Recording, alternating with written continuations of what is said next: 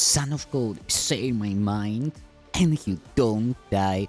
This is the season 4, the episode 28 in the series How to Manifest Immortality. And the name of today's teaching is what it says. Nothing real can be threatened. Nothing unreal exists. Herein lies the peace of God. This is how a course in miracles begins. It makes a fundamental distinction between the real and the unreal, between knowledge and perception. Knowledge is truth under one law, the law of love or God. Truth is unalterable, eternal, and unambiguous. It can be unrecognized, but it cannot be changed. It applies to everything that God created, and only what He created is real. It is beyond learning because it is beyond time and process. It has no opposite, no beginning, and no end. It merely is. The hold of perception, on the other hand, is the hold of time, of change, of beginnings and endings. It is based on interpretation, not on facts. It is the hold of birth and death, founded on the belief in scarcity, loss, separation, and death. It is learned rather than given, selective in its perceptual emphasis, unstable in its functioning, and inaccurate in its interpretations. From knowledge and perception, respectively, two distinct thought systems arise, which are opposite in every respect. In the realm of knowledge, no thoughts exist apart from God because God and His creation share one will. The hold of perception, however, it is made by the belief in opposites and separate wills in perpetual conflict with each other and with God. What perception sees and hears appears to be real because it permits into awareness only what conforms to the wishes of the perceiver. This leads to a world of illusions, a world which needs constant defense precisely because it is not real. When you have been caught in the hold of perception, you are caught in a dream. You cannot escape without help because everything your senses saw merely witnesses to the reality of the dream. God has provided the answer, the only way out, the true helper. It is the function of His voice, His Holy Spirit, to mediate between the two worlds. He can do this because while on the one hand He knows the truth, on the other, He also recognizes our illusions, but without believing in them.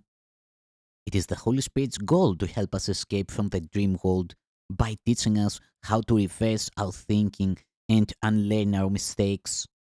Forgiveness is the Holy Spirit's great learning aid in bringing this thought reversal about.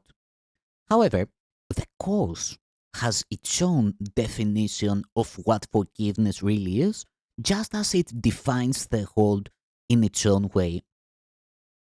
The hold we see merely reflects our own internal frame of reference, the dominant ideas, wishes, and emotions in our minds.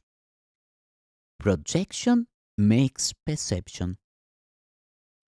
We look inside first, decide the kind of world we want to see, and then project that world outside, making it the truth as we see it.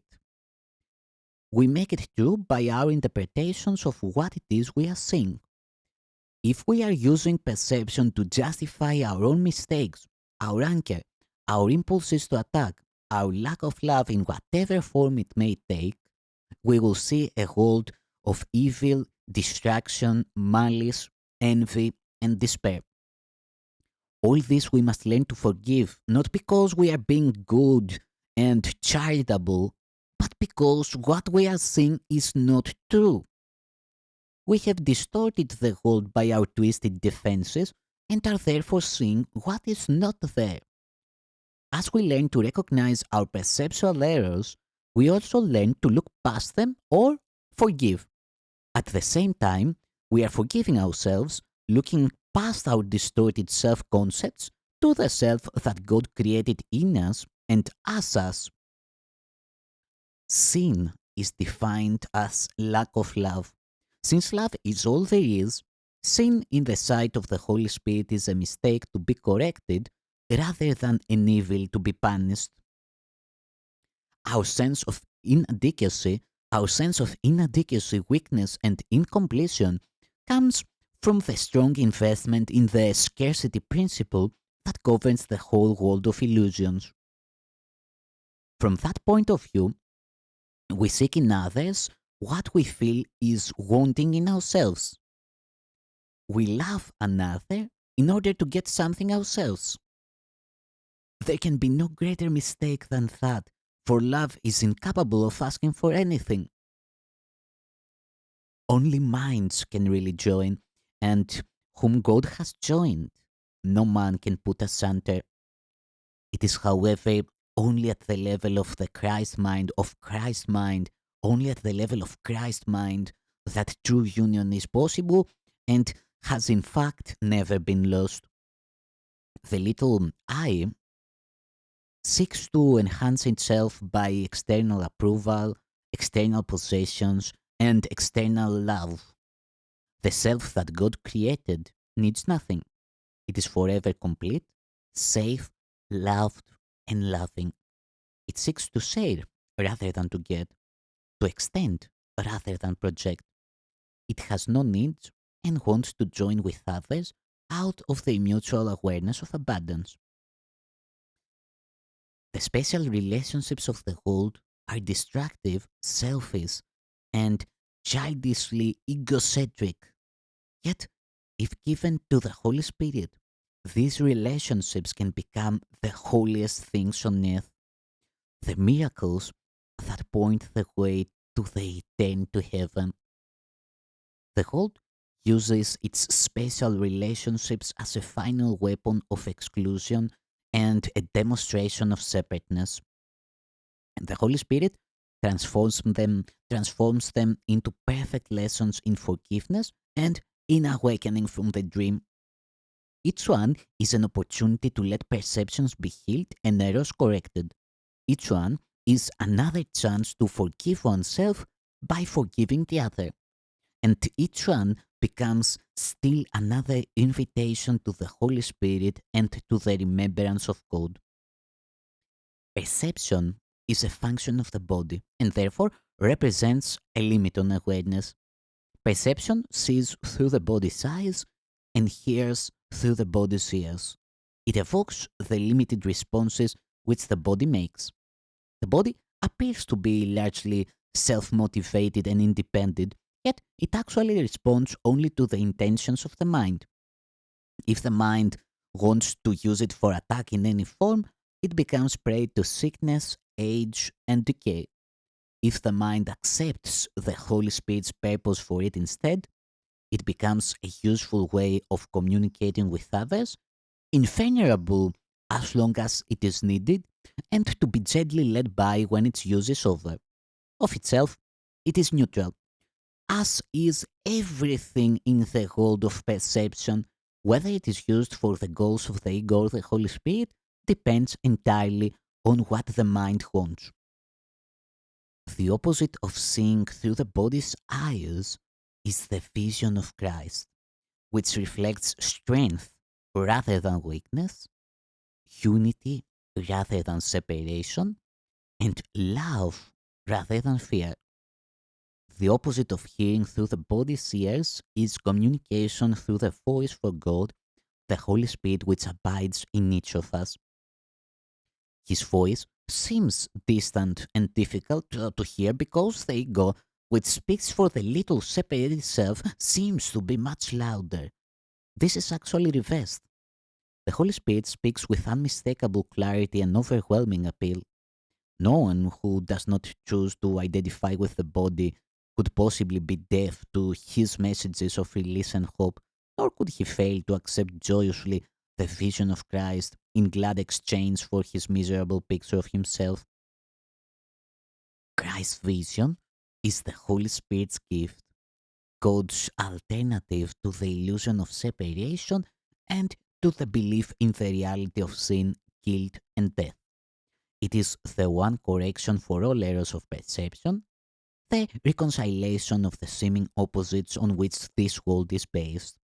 Its kindly light shows all things from another point of view, reflecting the thought system that arises from knowledge and making return to God not only possible, but inevitable.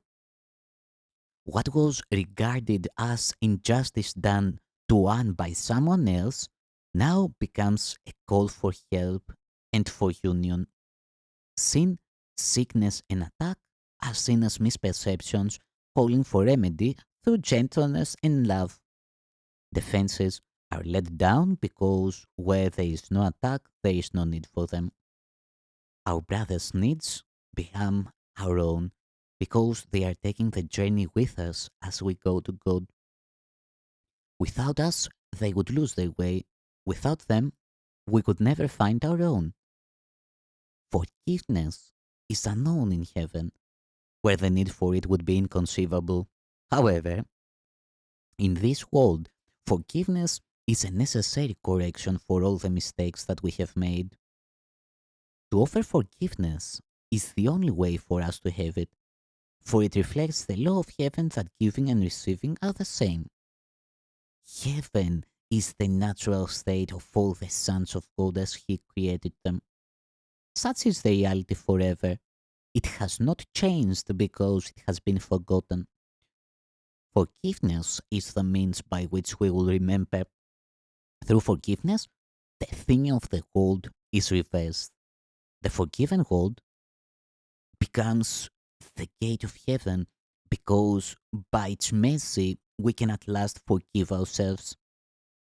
Holding no one prisoner to guilt, we become free. Acknowledging Christ in all our brothers, we recognize His presence in ourselves, forgetting all our misperceptions, and with nothing from the past to hold us back, we can remember God.